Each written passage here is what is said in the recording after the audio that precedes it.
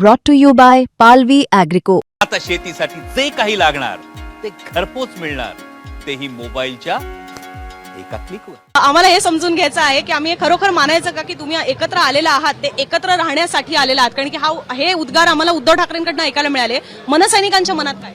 मनसैनिक, शिवसैनिक आणि ठाकरे बंधू यांच्या मनात नक्की 100% एकत्र राहण्याचंच आहे आणि ते फक्त महाराष्ट्रातील मराठी माणसाच्या भल्याकरता आहे। तुमचं जागा वाटपाचं सुद्धा आता सगळं त्रांगडं सुटलेलं आहे? थोडं थांबा, म्हणजे थोडं बाकी प्रश्न नाही, बाकी काहीच नाही आहे। जे झालंय ते उत्तम झालेलं आहे।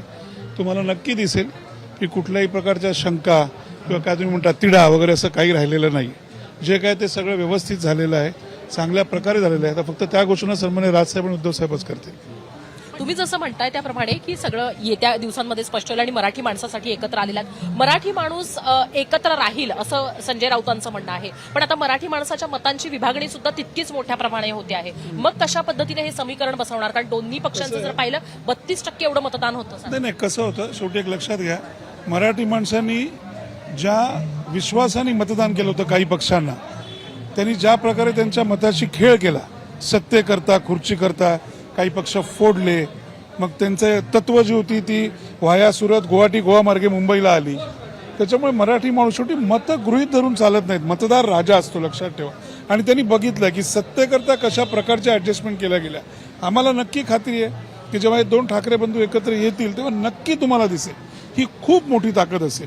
आणि कुठल्याही मी अति आत्मविश्वासाने बोलत नाही, एका विश्वासाने बोलतोय, कारण इकडे विचार खरे आहेत, सत्य आहेत आणि जे करायचं ते महाराष्ट्राच्या नवनिर्माणाचं करायचंय, मराठी माणसाच्या भल्याचं करायचंय। तरी सुद्धा राज ठाकरेंनी आपल्या अशा निकटवर्तीय असलेल्या काही सहकाऱ्यांसाठी आग्रह धरला होता काही जागांच्या बद्दल, असं मी ऐकलेलं आहे। तर विनेबिलिटीचा क्रायटेरिया जर लक्षात घेतला तर मग आजच संजय राऊतांनी खरं तर असं म्हटलंय ते म्हणजे की जिंकतील अशाच ठिकाणी जागा दिल्या गेलेल्या आहेत, आपला माणूस म्हणून जागा वाटप व्हायला नको। तर मग त्याच्याकडे कसं बघता? एकीकडे मराठी माणसाचं राजकारण, मराठी माणूस एकत्र येऊन मराठी माणसांसाठीचं राजकारण, कसं आहे, तुमची सूत्र मजेशीर असतात। आता आम्हाला माहित नसतं, लक्षात ठेवा, तुमच्या सूत्रांकडनं ज्या काही बातम्या येत असतात ना, असा आपला परका कोणी नसतं, कळलं का? शेवटी एक त्याला विनिंग प्रोबॅबिलिटी असते, कशा प्रकारचा चेहरा आहे, काय लोकांपर्यंत जाऊ शकतो का, काम कसं केलं, मग तो कार्यकर्ता तळागाळातला असेल किंवा नेता असेल, त्याला त्या मेरिटवरतीच त्याची परीक्षा घेऊन, परीक्षा म्हणजे त्याची चर्चा होऊन त्याप्रमाणे ती तिकीट फायनल केली जातात। पण ज्या वेळेला म्हणजे हा मुद्दा काही केवळ मराठी पुरता आता मर्यादित राहिलेला नाही, एकीकडे आपण भावनिक दृष्ट्या गोष्टी पाहतोय। आताच राज ठाकरे, उद्धव ठाकरे दोघंही एकत्रित बाळासाहेब ठाकरेंचे आशीर्वाद घेत आहेत।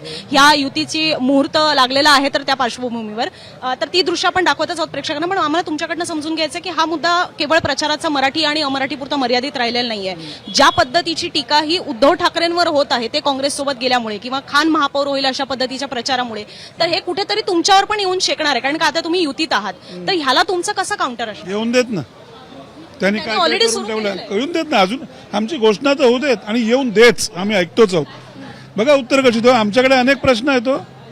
आदल्या दिवशी तुम्ही गोंधळ घालता, 70,000 कोटींचा बाजूला खांद्याला उपमुख्यमंत्री होतो तुमचा, कुठली तत्व घेऊन बसलाय तुम्ही? पक्ष फोडले तुम्ही बाळासाहेबांचे, ज्या बाळासाहेबांनी तुम्हाला महाराष्ट्रात मोठं केलं, त्या बाळासाहेबांच्या विचारांच्या पाठीत तुम्ही खंजीर मारलात। पण या मुद्द्यावर सर लोकसभा विधानसभा ऑलरेडी होऊन गेलेली आहे आणि मुंबईत त्याबद्दलचा तसा कौल सुद्धा उद्धव ठाकरे, म्हणून प्रत्येक वेळेला मतदाराला गृहीत धरून तुम्ही जिंकू शकत नाही, त्याला अनेक कंगोरे आहेत, लक्षात ठेवा। त्यामध्ये ईव्हीएम हा पण एक मोठा फॅक्टर आहे आणि त्याच्यावरतीच आमच्या लोकांनी सत्याचा मोर्चा काढला होता।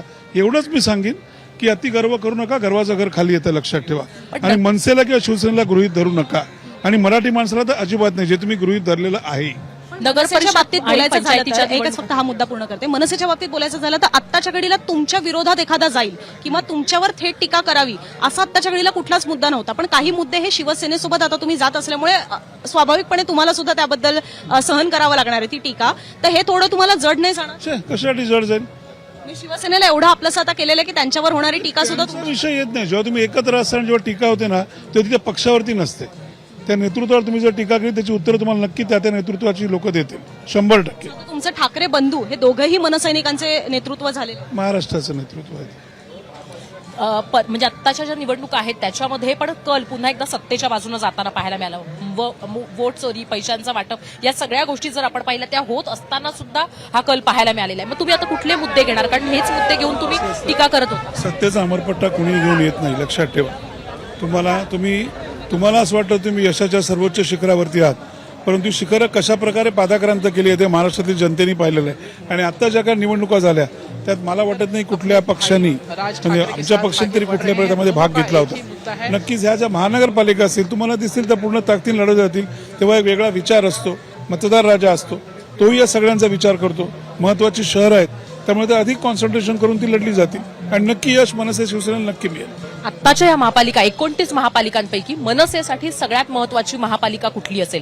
ठाकरेंसाठी म्हणजे उद्धव ठाकरेंसाठी मुंबई महानगरपालिका, कारण सत्ता राहिलेली आहे त्यांची, पण मनसेसाठीचा कुठली महापालिका महत्वाची असेल आणि का? प्रत्येक महापालिका ही महत्वाची आहे, लक्षात ठेवा. कारण प्रत्येक ही शेवटी महाराष्ट्र आहे आणि तो महापालिका, महानगरपालिका असतील, नगरपालिका असतील, पंचायत समिती ह्याच्यामध्ये विभागलेला आहे. त्यामुळे प्रत्येक महानगरपालिका ही महत्वाची आहे. कॉन्सन्ट्रेशन कुठे जास्ती करायचं कमी करायचं हे तुमचे प्रश्न असतात, परंतु त्याच ताकदीने सगळीकडे लढलं जातं, लक्षात ठेवा. सर, तुमच्याकडनं एक जाणून घ्यायला आवडेल, जुन्या काळातला सुद्धा तुम्ही शिवसेना पाहिलेली आहे, म्हणजे जेव्हा एकसंध शिवसेना होते आणि राज ठाकरे सुद्धा एक शिवसैनिक होते.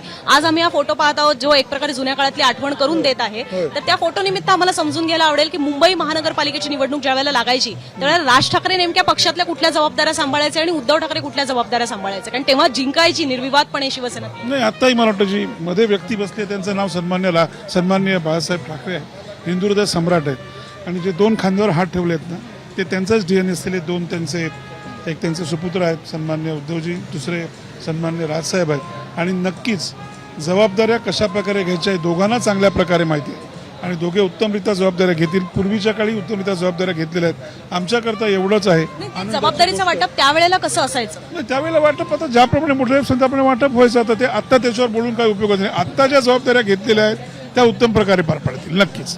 आता जबाबदाऱ्यांचं वाटप झालेलं आहे दोन. नाही, असं वाटप असं नसतं, लक्षात ठेवा. शेवटी आपण आता तुमच्या जबाबदाऱ्या वाटल्यात का? तुम्ही दोघी मला प्रश्नांचा भडीमार करताय ना, लक्षात घ्या. कळलं का तुम्हाला? जबाबदाऱ्यांचं वाटप असं नसतं.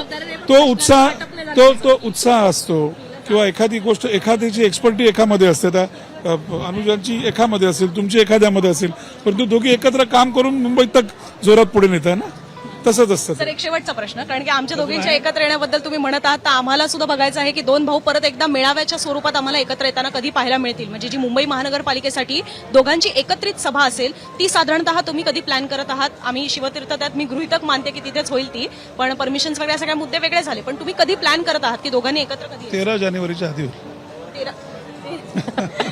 11ची तुम्ही परवानगी मागितलेली होती, 11-12च्या दरम्यान. बघू ना, थोडं थांबा ना, कळेल ना. धन्यवाद, तुम्ही या संवाद साधला.